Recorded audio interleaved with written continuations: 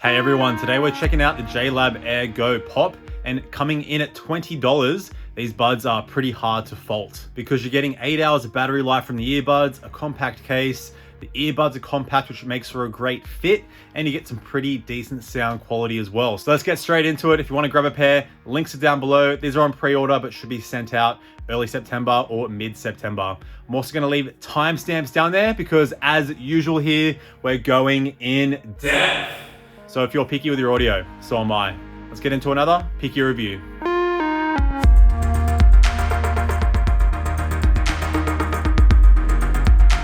All right, starting with the design of the earbuds, you got some pretty basic smooth hard plastics all around. The buds are a little bit slippery and they feel cheap. They're $20. But you've got your JLab logo on the touch surface there, which is reminiscent of the Defcon logo, especially with the color I got here. Thank you, JLab. And speaking of colors, there's quite a lot to choose from, 5 total, which is pretty cool. And despite the cheap feel, I really like the design. They've done well here at a budget price. And these are actually one of the most compact earbuds that I've ever tested. So that makes for a really comfortable and secure fit, even if you have small ears. So you're getting small, medium, and large ear tips included. And the actual quality of the ear tips is pretty great, beating out pairs that are like double the price of the AirGo Pop here. And the large did work the best for me. You got a bit of a deeper fit here with a mild suction feeling. For me, they fit nice and snug though. They also don't stick out too much, and I personally could use these for any kind of training. During my weight training sessions are all good. If you're a runner or into CrossFit, you should be fine. Clenching my jaw and going through those harder sets, the buds kind of move out of place slightly, so just a few extra readjustments there. And if you do like to use your earbuds when training, these have an IPX4 water resistant rating. Fine for sweat, fine for splashes of water. You just can't submerge the buds in water. Now let's talk about battery life, because you're getting an advertised 8 hours from the earbuds, 32 hours in total with the case. And in my testing at 70% volume on an iPhone 12 Pro, got 9 hours and 54 minutes, so well above the advertised battery life there. Now there is no fast charge or wireless charging, honestly not expected at this price, but it takes roughly 2 hours to charge the earbuds from dead to full, and that's the same with the case. And in terms of charging, whether you like it or not, the USB-A output is attached to the case on the bottom of the case there, clips right back in. Some people don't like this. I reckon it's pretty convenient. And the case size here is about as compact as it gets, pretty much on par with the AirPods Pro case here. So it's very thin and easily pocketable. And the build quality, look, it's consistent with the earbuds. Again, for $20, no complaints here, but I like that you get an LED indicator light on the front of the case, which will flash 4 times when the case is below 25% battery. The magnets are also really strong. The hinge is sturdy. The buds are pretty easy to take in and out. And these are the little things that a lot of earbuds do get wrong. A slight con though, it does take about 10 seconds for the earbuds to connect to your phone when you take them out of the case and start playing music. But that's only because each time you take the earbuds out, a voice prompt will let you know the battery life of the earbuds, which is also a pro because honestly, not many earbuds at all actually do this. So there you go. Now let's talk about controls. Great sensitivity, work 100% of the time. You can control everything, including volume. Of course, you're getting no any detection or app customization, not expected at this price. And there's no beep feedback when you play, pause, or skip tracks, which some people like, some people don't. But overall, great controls. Again, doing what a lot of earbuds struggle to do, allowing control of everything. Now into connectivity, just Bluetooth 5.1 here with SBC and AAC codecs. In terms of Bluetooth range, I got 90% in my outdoor test, so I can get about 24 meters away from my phone in a clear open space before the buds disconnect. And in my indoor test, I can get about 13 meters away from my phone. That's downstairs and upstairs through 5 walls. No multi-pairing, but you can use the left or right earbud individually in mono mode, so you hear both audio channels coming out of the one earbud, and it's nice and seamless when you switch between either earbud there. And overall connection, no issues at all, no random dropouts. The buds always connect when taken out of the case, so really good stuff there. And in terms of latency, YouTube, Netflix, Disney Plus, you won't notice any latency there. There is no low latency mode for gaming though. So casual games, you should be fine. If you're into your shooters, you might notice a bit of extra latency there, but I'm gonna chuck up my test on both iOS and Android here so you can see the latency for yourself, and also throw in my microphone test right after that. So I'll see you in a sec.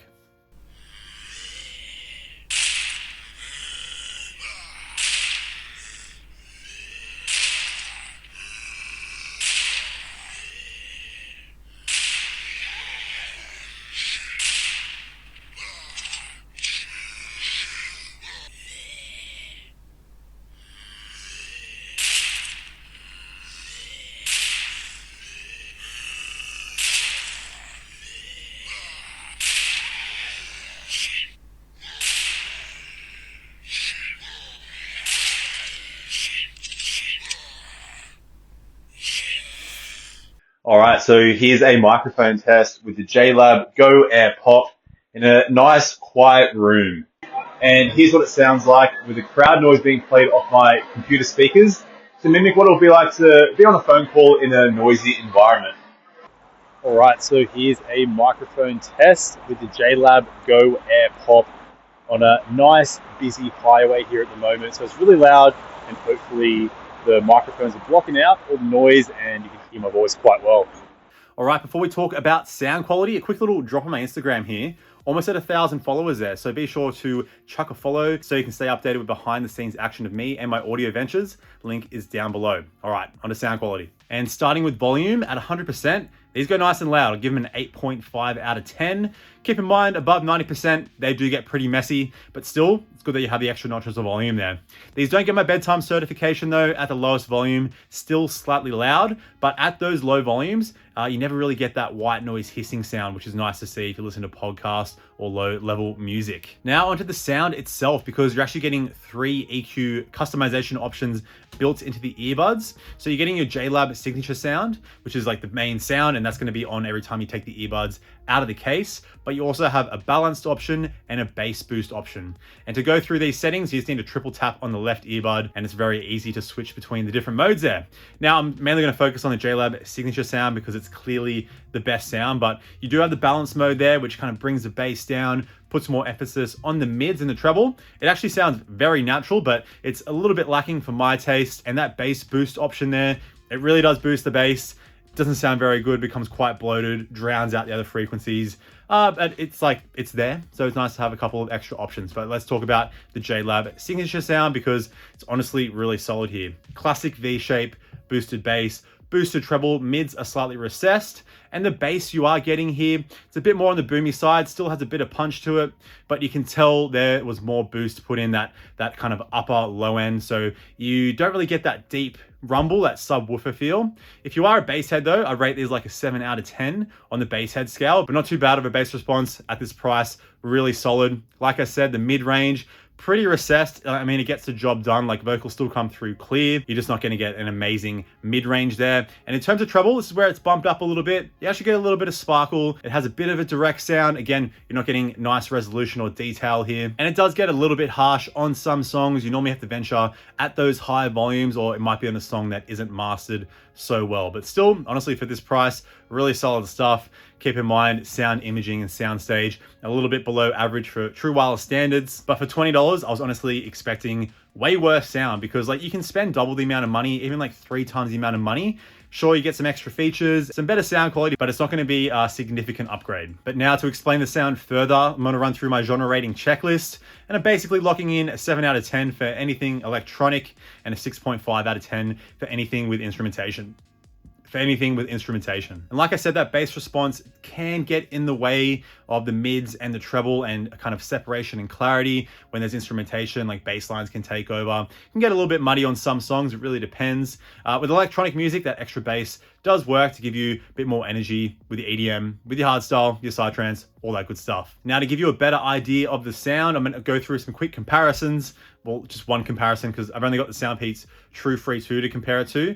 They come in at like $25 US. And as far as sound quality specifically goes, the win does go to the True Free 2. Bass is a bit cleaner, the treble's a bit nicer, to the point of getting even harsher though compared to the Air Pop here. So sound quality goes to the True Free 2, but it's with the actual case size and earbud size, you can notice that extra chunk that the True Free 2 has. Even though they have a wingtip there, the Air Pop still have equal security. They're a lot smaller, they're more comfortable, and the case is like half the size, and you're getting pretty much double the battery life from the earbuds and about another third from the case in total. Now, if you want to see a comparison between the Skullcandy Dime, I don't have a pair, and this seems like the main competitor. JLab isn't scared to directly compare it on their website, but El Jefe just posted his review like a week ago, and he has those earbuds, so he did a comparison in his video. So I'll chuck it up here and be sure to check that out. Now to wrap it up here, these buds are definitely providing you with quality and features well over the $20 price range they're at, which is why I said it's pretty hard to fault these earbuds. They get all the basics right, they executed it really well, and like I said, you can spend like double the amount of money, maybe get some extra features, go to the $50 price price range, get some noise cancelling if you want. But the sound quality will be maybe slightly better, but it's not going to be like twice as good. So if you're looking for like a pair of earbuds that maybe is a backup, a gift for your kids, for a friend, if this is someone's maybe first true ass earbud, I reckon this will be a really good place to start with that compact design, nice fit, small case, and sound quality that I feel like anyone would really enjoy. And that's what makes these buds the king in the $20 price range. Not that there is many, but JLab takes the crown. All right, thanks for tuning in. If you like your cheap buds, I'll leave my Soundpeats True Free 2 review up here as well. So be sure to check that out. But in the meantime, stay tuned and of course, stay picky with your audio because life's too short for crappy sound. See you in the next video. Bye now.